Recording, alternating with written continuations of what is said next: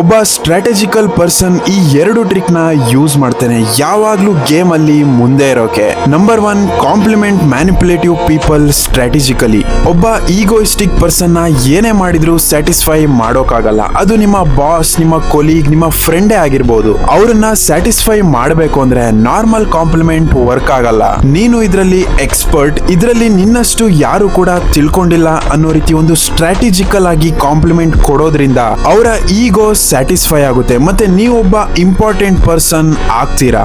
Number 2, never share too much about your emotions. ಯಾಕಂದ್ರೆ ಎಲ್ಲರೂ ಕೂಡ ನಿಮ್ಮ ಫೀಲಿಂಗ್ಸ್ಗೆ ಇಂಪಾರ್ಟೆನ್ಸ್ ಕೊಡಲ್ಲ. ಇನ್ಫ್ಯಾಕ್ಟ್ ಯಾರು ಕೂಡ ಕೊಡಲ್ಲ, ಅದ್ ಬೇರೆ ವಿಷಯ. ಅದೇ ನಿಮ್ಮ ಫೀಲಿಂಗ್ಸ್ ನ ಒಂದು ಗಾಸಿಪ್ ಆಗಿ ಅಥವಾ ನಿಮ್ಮ ವಿರುದ್ಧನೇ ಯೂಸ್ ಮಾಡಬಹುದು. ಅದಕ್ಕೆ ನಿಮ್ಮ ಕಾರ್ಡ್ಸ್ ನ ಯಾವತ್ತೂ ಕ್ಲೋಸ್ ಆಗಿ ಇಟ್ಕೊಳ್ಳಿ. ಎಲ್ರಿಗೂ ನಿಮ್ಮ ಫೀಲಿಂಗ್ಸ್ ನ ಶೇರ್ ಮಾಡೋ ಅವಶ್ಯಕತೆ ಇಲ್ಲ.